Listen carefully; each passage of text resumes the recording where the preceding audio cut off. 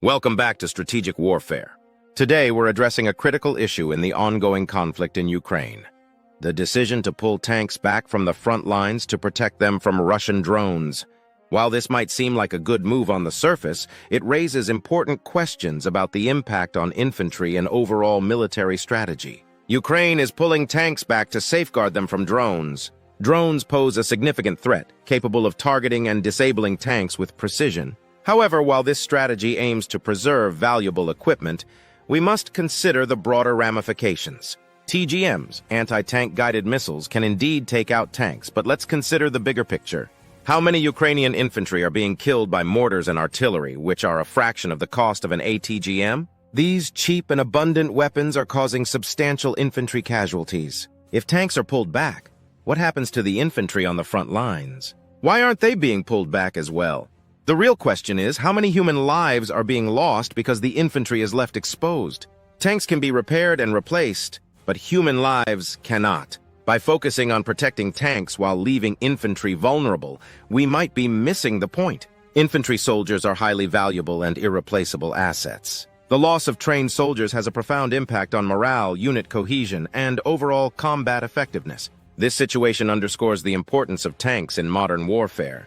If Ukraine had more tanks, the need for infantry to be on the front lines exposed to cheap mortars and artillery would be significantly reduced. Tanks, despite their vulnerabilities, provide critical protection and support to infantry units. Even if tanks are hit, the crew often survives and the tanks can be repaired.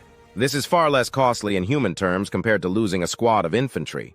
Tanks, ammunition, and trucks are mass-produced on assembly lines, making them relatively replaceable. In contrast, raising and training a soldier takes about 18 years, not to mention the additional time and resources required to develop a highly skilled combatant.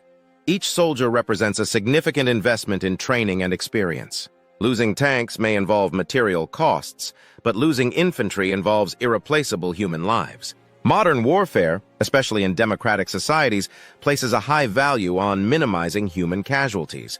Public opinion and ethical considerations demand strategies that prioritize the protection of soldiers. By leveraging tanks effectively, we can reduce the human cost of conflict, aligning with both strategic and moral imperatives. Ukraine's decision to pull tanks back to protect them from drones highlights a crucial dilemma. While preserving tanks is important, we must not lose sight of the human cost. Protecting infantry should be the top priority. Tanks play a vital role in shielding infantry from threats, and their presence on the front lines can significantly reduce infantry casualties. In the context of Ukraine, having more tanks could make a substantial difference in preserving the lives of soldiers and improving overall military outcomes. If you found this discussion insightful, subscribe and hit the bell icon for more from Strategic Warfare. Let's continue exploring the evolving strategies that shape modern battlefields. Stay tuned for our next video.